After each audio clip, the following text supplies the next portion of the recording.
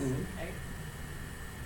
At what point, I mean, some of this is so sort of complex, I feel I keep going back to it's more landscape architecture, Mhm. number one. Number two, you'd have a site engineer involved. Like, how much of this do we really need to know? Oh, all that last 15 minutes, you can just erase that Okay, from. but then, it seems to me like you're at risk for being sued all the time if you make the wrong decision. Well, if making the wrong decision got you sued, my license would be gone a long time ago. This is very forgiving, because usually what you're doing is you're taking an existing landscape that already has concentrated drainage areas. If you're thinking, landscape design, you're looking at a small commercial facility, a home or something like that. They've already got a stormwater, concentrated stormwater they're trying to deal with. What we're teaching in this class, and what the guts of this, of what you need to learn in this class, are the factors that go into sizing these features. What features are available first?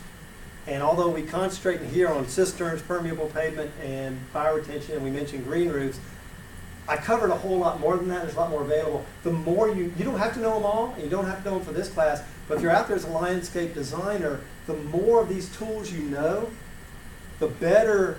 It's like being a car mechanic. The more tools you have in your toolbox that you know how to use, the more competent you can be. So you may not know how to design a dry swale, but if you have an idea of what one is and how they work, and you're working with an engineer on a project, you might say, couldn't we do a dry swale here? Could we do this?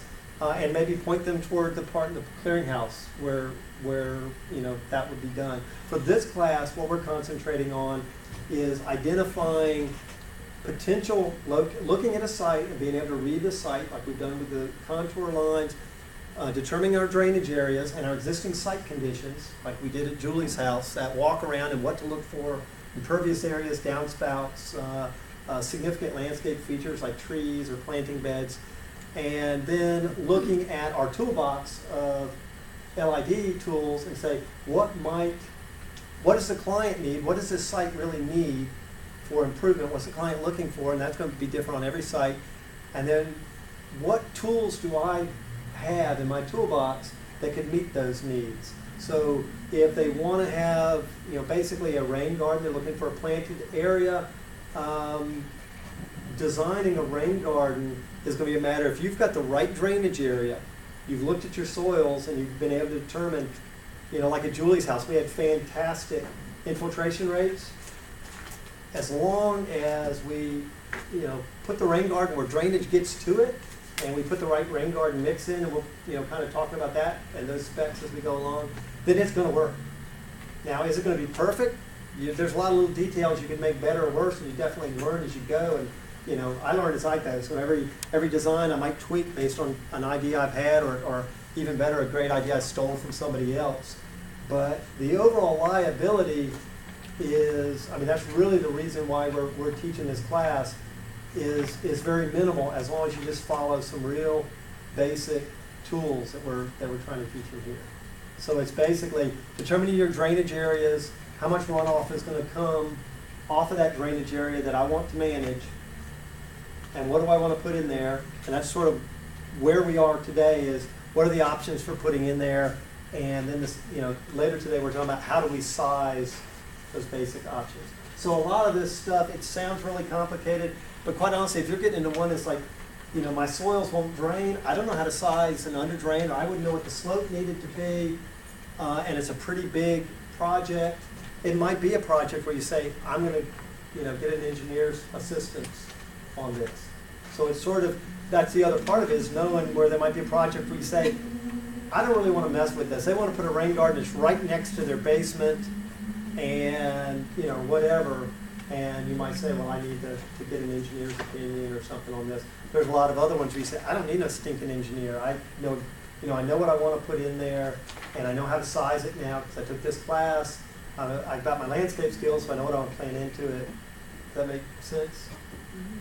So, like anything, this class, to get into details on all this stuff for this class would take it would be way beyond the scope of what we're trying to do.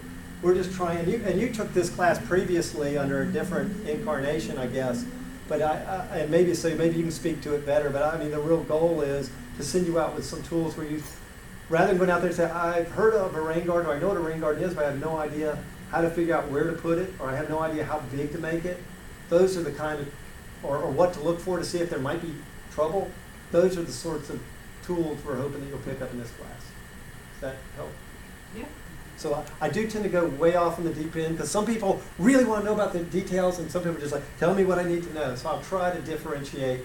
And like I said, a lot of that stuff was interesting, but not necessary for this class. So, yeah. So I sat in my car this week and it was the same rainstorm that we had the discussion of the flooding in Park Metro Station. And I was trapped looking at my site and looking at all the water coming up the roof, and it's an urban site. I was like, oh, a downspout disconnection would be amazing here because everything comes right out onto the pipe to the sidewalk and there's like a river going down. Unbelievable. But looking at how much space it takes to put in some of these things, I feel like if you're in an urban area, maybe that's the time that engineers are more required than if you've got a lot of space to go out.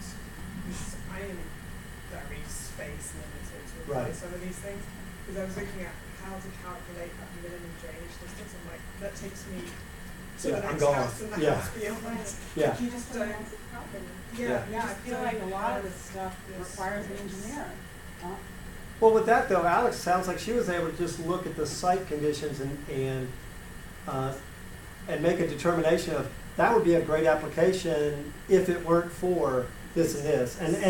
And that's really part of weeding out, with all these different LID features, weeding out which ones will work and which ones won't, is sort of looking at what have I got on my site, you know, that site assessment, and saying, well, maybe a rain garden would work here. Oh, that is right in the middle of where it becomes a river when it rains very hard. Well, in that case, maybe a dry swale becomes there, which is sort of a linear rain garden. So if you know what the tools are, and you can definitely go into, you know, the resources.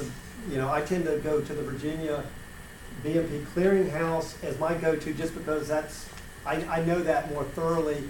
But DC and Maryland have their own versions of the same thing. But if you go through that, and it's not fun reading, except for me, but if you go through that and you say, okay, I want to do a rain garden, it does step you through the process, the background of the process, the design, maintenance, the plantings that in Virginia they would consider you know, good plantings for that. So each one of these practices, it gives you excruciating detail. So if you identify and say, okay, dry swale, remember we talked about that. We really didn't do much on that in class, but I know where the BMP Clearinghouse is, and I can go into that and use it as a resource. And you know, everybody's got a different comfort level. So I guess fortunately for engineers, you know, a lot of people say, this is really complicated, this is a really difficult site, let's call an engineer. But other people look at that and say, I've looked at the site, I've looked at the soils, I read through the BMP Clearinghouse, and I'm able to follow along, and I don't see any reason this wouldn't work. And in that case, if you're really concerned, you might touch base with an engineer or another design professional saying, I'm thinking of doing a dry swale in this application, and here's what I'm coming up with. Do you see, you know, are there any red flags? If it's a regulatory site where you have to go through full regulation, usually it has to be stamped by an engineer anyway.